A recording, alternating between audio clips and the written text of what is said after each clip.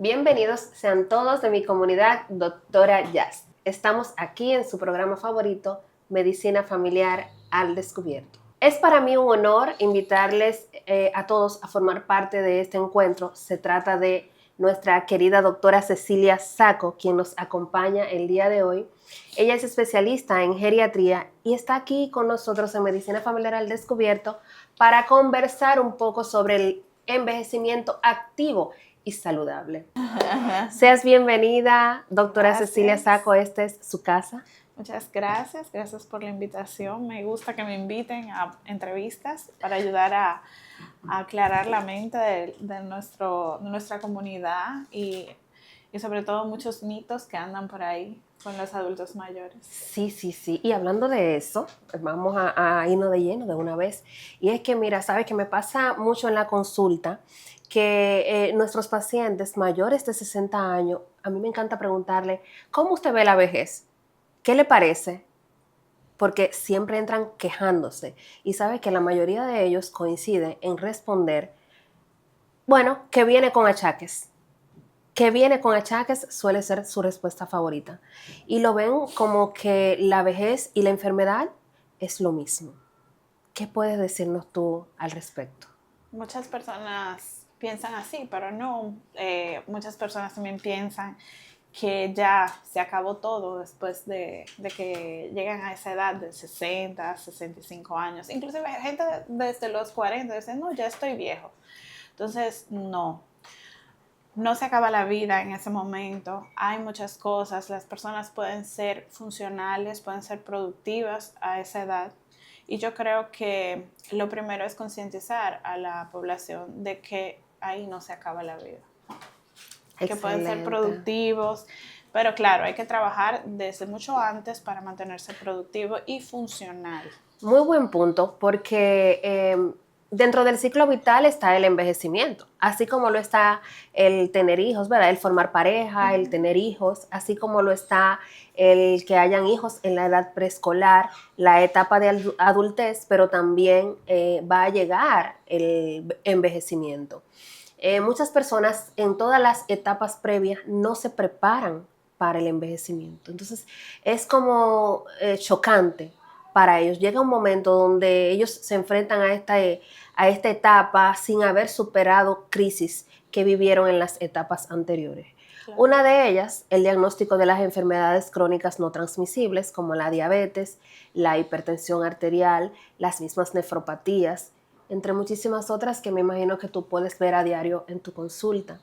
Entonces, ¿qué mensaje pudieras tú enviarle a aquellas familias que apenas comienzan en ese núcleo familiar en el que todavía no tienen con ellos incluido bajo techo a mamá, papá, abuela, o sea, a un adulto mayor? Y que de repente todas estas, o sea, es un caos lo que se arma allí, porque es un conjunto de crisis juntos. Entonces tenemos al abuelito viviendo, pasando por su crisis, ¿m? Y tenemos a la pareja también pasando por unas crisis totalmente diferentes. O sea, ¿cómo manejas tú este tema en la consulta? Muy complejo, muy complejo, pero sí.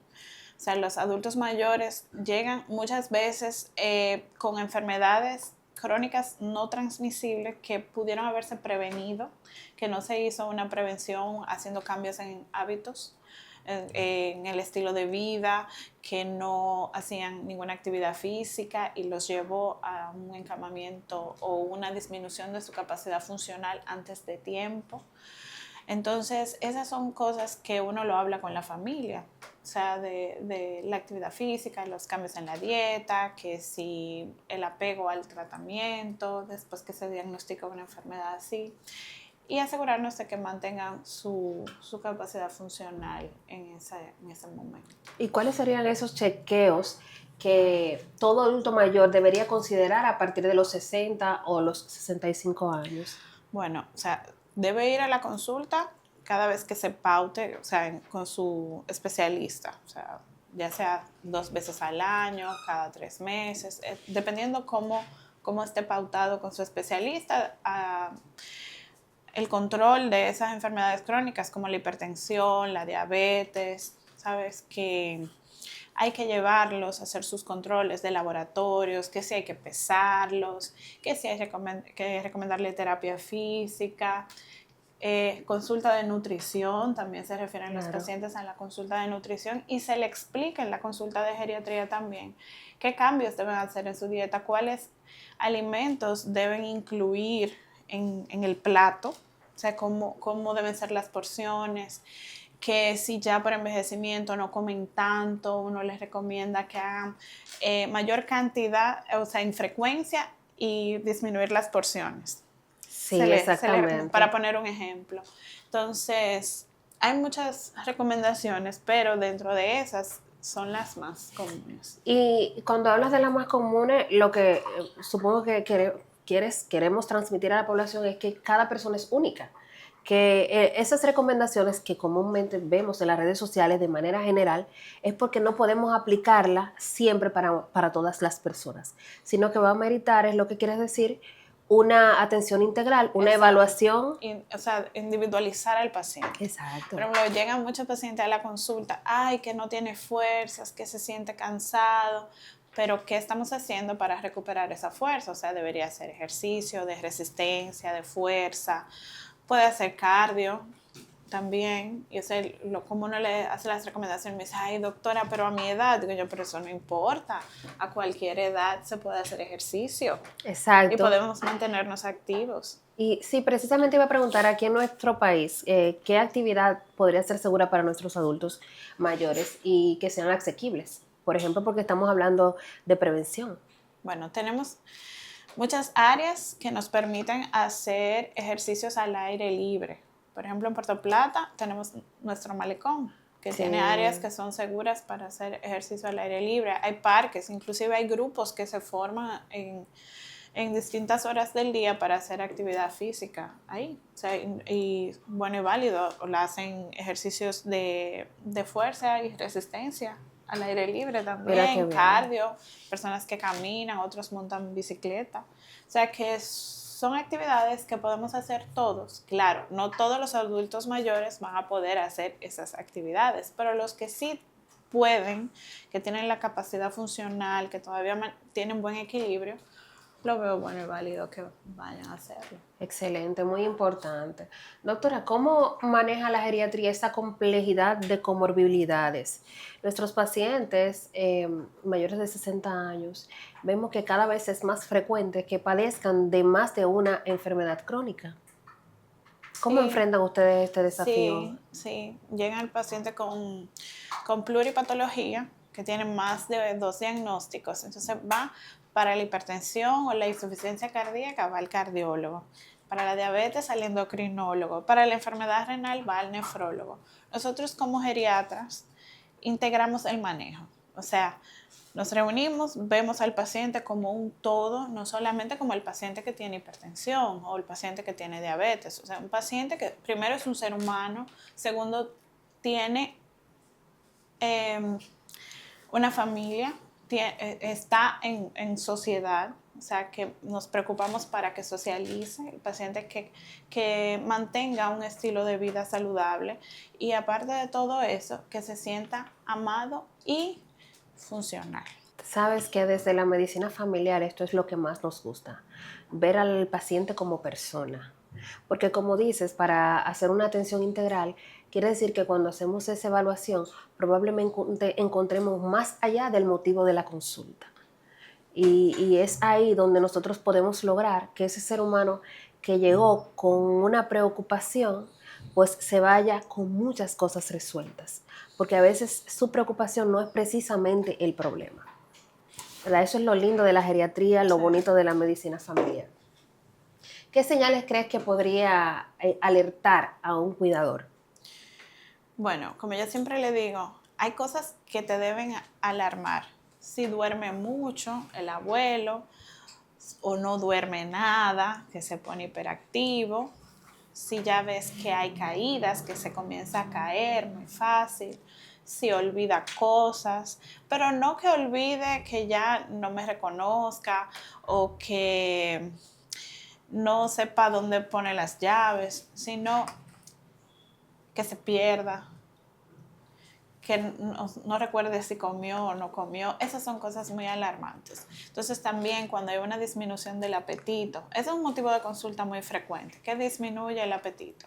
Y para poner un ejemplo, tenía una paciente nueva que fue a la consulta que el familiar estaba preocupado porque no comía.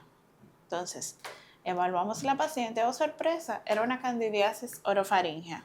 La señora tenía una prótesis dental, no tenía el cuidado, entonces ahí hicimos la orientación del cuidado de la prótesis, de la higiene, manejo de la infección y la señora ya come sin ningún estimulante, solamente había que tener un cuidado ahí en la higiene. Entonces cada paciente es diferente, puede que otro venga con una situación, vamos a poner una anemia que esté debilitado, pero porque tenga una pérdida por las heces, pero cada paciente es diferente, por eso hay que individualizar cada uno de ellos en la consulta. Así es. Y sabes que con frecuencia una de las cosas que suelen pasar en atención primaria es que este adulto mayor a veces va buscando a los centros de salud lo que cree que le conviene, sin haber recibido esa evaluación integral, como dices. Muchas veces el médico le dice, oh, tienes anemia, y ellos dicen, bueno, tengo anemia o me siento débil, aunque no tengan en su mano un hemograma ni una consulta especializada, y no saben de dónde viene esto. Como mencionas, si la causa es un sangrado, eso va a persistir. No va a bastar con que tomes hierro, con que tomes ácido fólico o cualquiera de esas prescripciones que ellos solitos suelen hacerse. Sí, eso creo que es un dato muy importante el que mencionas. También mencionabas acerca de el conjunto de síntomas y signos que ellos suelen ir a tu consulta a mencionar. Y me gustaría saber cómo enfrentan ustedes desde la consulta la inmensa variedad de desafíos que ellos presentan cuando salen del consultorio. ¿A qué me refiero? Ellos llegan, se sientan contigo y ese es su momento cuando están con el familiar. Pero estoy segura, Saco, que casi siempre el problema no solamente viene del adulto mayor, sino del entorno. Y el cuidador muchas veces también presenta situaciones que impiden que ese adulto mayor pueda conservar su salud. O sea, para ellos es muy difícil enfrentar el desafío de la dependencia. A veces, como decías al principio, no estamos listos para envejecer, de repente nos vemos en esa etapa y tengo que valerme de mi hijo que ahora tiene una familia, de mi hija que ahora tiene su familia. Sí. Esos pacientes llegan a la consulta, muchos tienen familiares que aceptan que envejeció, pero piensan que ya no hay más nada que hacer. Y otros que no entienden que está en una etapa terminal y que ya no hay nada que hacer. O sea, son dos vertientes diferentes. Lo primero que hacemos es identificar los síndromes geriátricos. Son muchísimos y cada paciente puede que tenga más de uno. O sea, puede tener varios, que tenga demencia, que tenga inmovilidad o encamamiento, que tenga una disfagia, allá iban 3, ¿verdad? Entonces identificarlo, pero hacerle entender al familiar que realmente no es que no quiera comer, es que ya su enfermedad neurodegenerativa no le permite deglutir, tragar esos alimentos adecuadamente. Que entienda que no es que él debe poner de su parte para recordar las cosas, que es que realmente hay una situación irreversible. Y ese es el desafío más grande que uno tiene como geriatra. Ahora, hay otros que no, eso es ya demenciada. No, no es demenciada. Quizás tiene un deterioro cognitivo leve asociado a la edad que no va a rendir igual, pero no necesariamente está demenciado. Entonces, ese reto, señores, es el más grande que uno tiene como geriatra. Bueno, hacer entender al familiar de la situación de su paciente. ¿Cuándo piensan en demencia? ¿Cuándo piensan en Alzheimer? Bueno, Alzheimer es una causa de demencia, porque hay muchos tipos de demencia. Lo que pasa es que todo el mundo cree que al que se le olvidan las cosas, que llega con una pérdida de memoria, es por Alzheimer.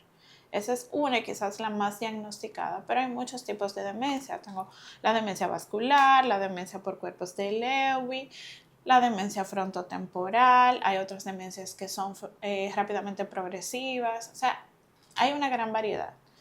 Y lo más importante es identificar cuál tiene el paciente. Al final, muchas tienen el mismo curso,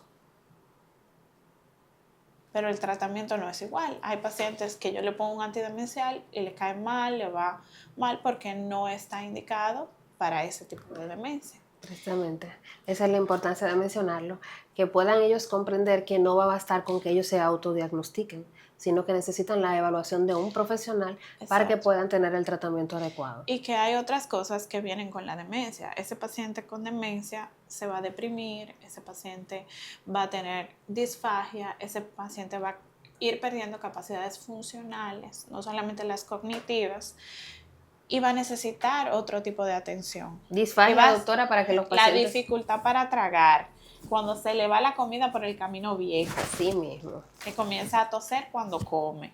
Entonces, ese es uno de los temas más frecuentes y sobre todo que más trabajo nos da, porque ahí muchas veces, dependiendo de cómo esté el paciente, de su situación social también, uno le recomienda al familiar la colocación de una sonda de alimentación. Y ese es un tema muy controversial, porque el familiar entiende que si lo hace, se va a morir. Que si lo hace, se le va a olvidar tragar. Y doctora, ¿y va a tragar de nuevo como lo hacía antes? Puede que no, porque es una enfermedad neurodegenerativa. Pero uno por humanidad le pone una sonda de alimentación, ya sea una sonda nasogástrica o Levin o una gastrostomía por aquí por el abdomen, para valorar un mejor aporte calórico en su enfermedad y también asegurarnos de una medicación. ¿En cuáles casos óptima. suele darse la necesidad de esta opción de tratamiento? En base a edad y manejo de la enfermedad. En base a edad no es absolutamente del adulto mayor, porque hay pacientes jóvenes que lo han necesitado por accidentes automovilísticos, por ejemplo. Pero pacientes con demencia, pacientes con enfermedad de Parkinson, necesitan sondas de alimentación. Y eso, cuando llega ese momento de uno tener que hablar con el familiar, explicarle, es uno de los momentos más difíciles que uno vive como especialista. Porque hacer entender esa situación. Y lo grande del caso es, cuando ya se coloca, comprobarles que sí, que funciona. Pero luego dice, ¿cuándo se la van a quitar? O sea, muchas veces no se va a quitar, solamente hacer un recambio para continuar con la alimentación y la medicación. Doctora, yéndome ahora por otro lado, ¿qué podríamos recomendar para aquellos pacientes de adultos mayores que le preocupa la pérdida de memoria? ¿Qué tipo de ejercicios, de terapias?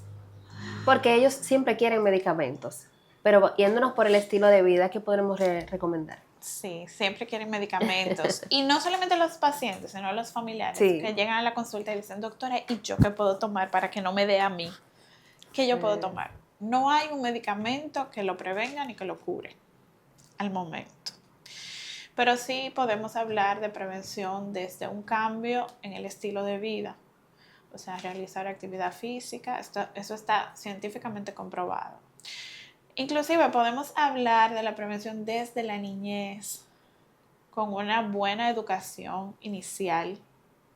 Está comprobado que estimular el cerebro desde pequeñitos funciona. Además de eso, socializar.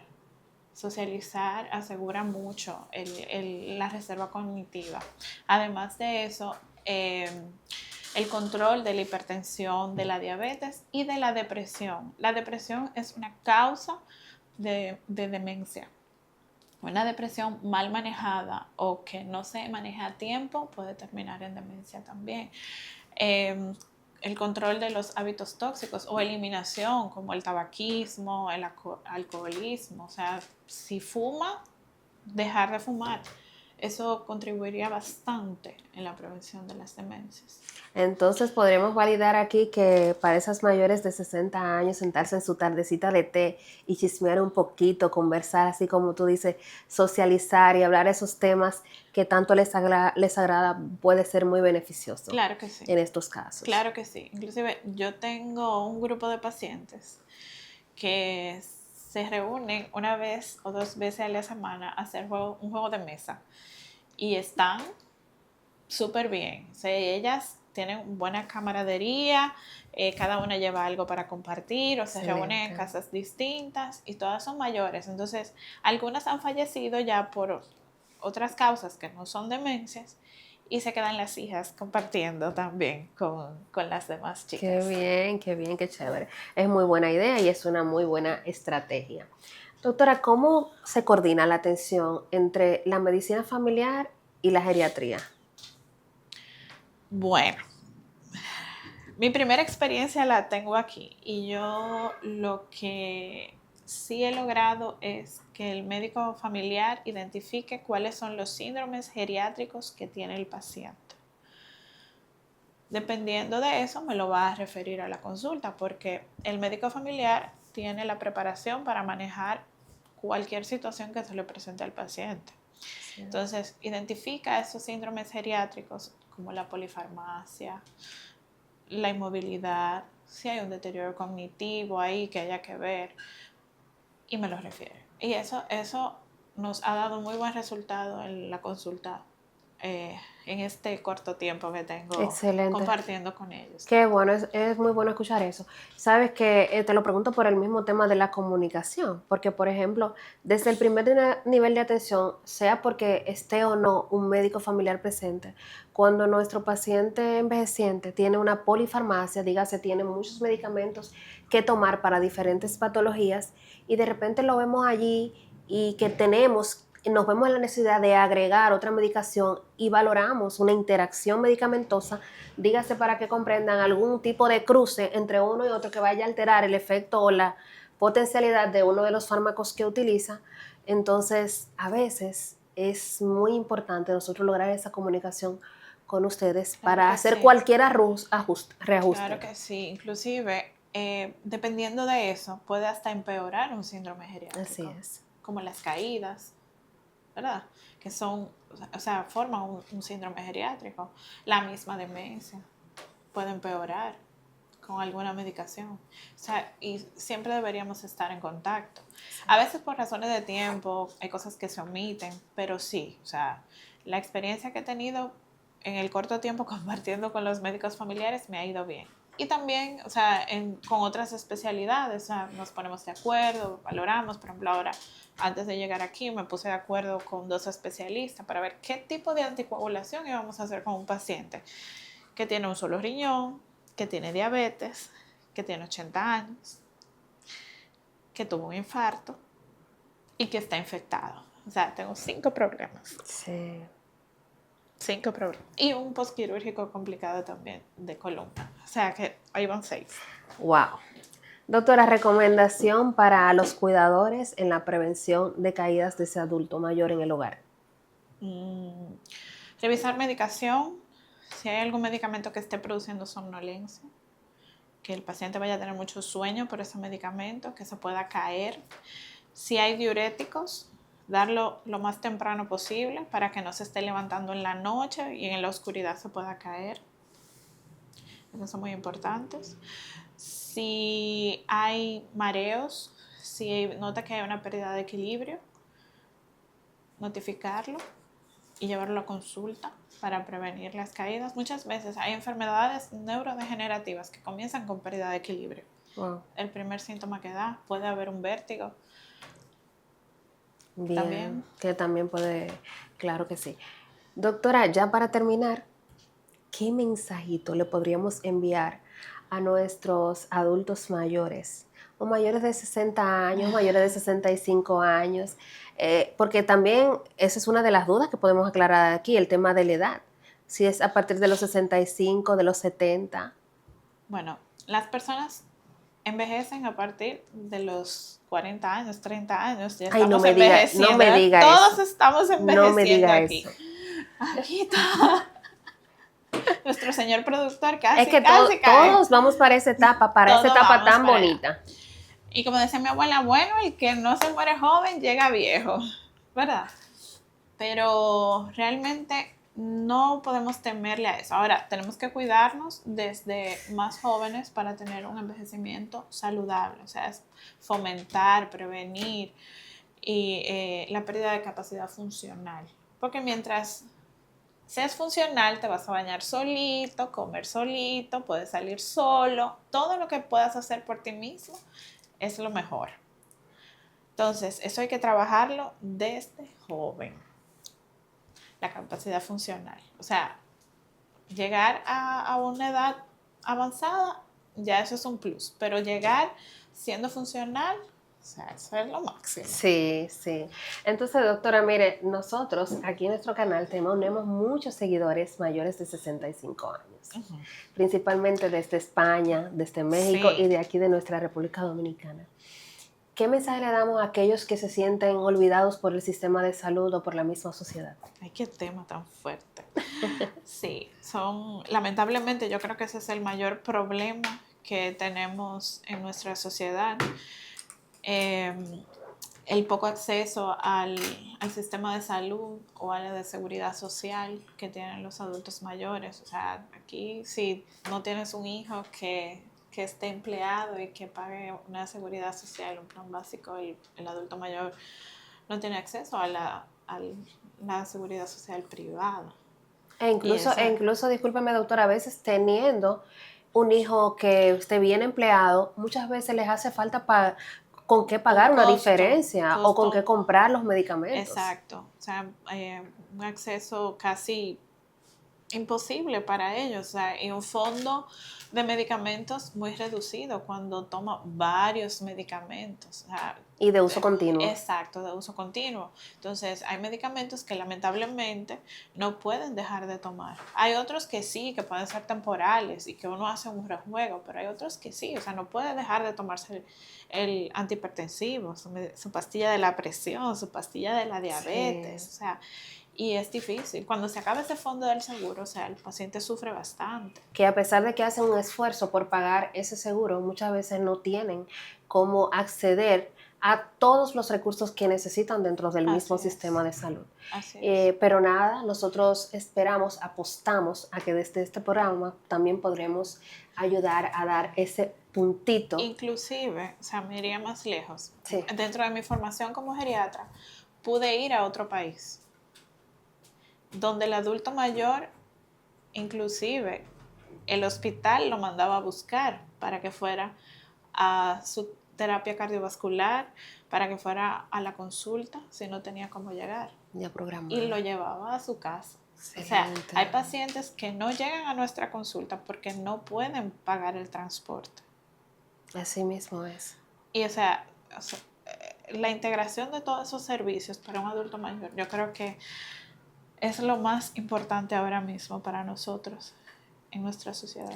Así es, y descuidarlos a ellos lamentablemente está dejando un muy mal mensaje para nuestros jóvenes. Así es. Doctora, muchísimas gracias. Yo creo que el tiempo no ha sido suficiente, Manuel, pero la doctora está invitada para cuando quiera. Podemos hacer otro encuentro con un tema de relevancia y de interés para todos. Claro. De verdad te doy las gracias por estar con nosotros aquí y nada, nos vemos en una próxima entrega.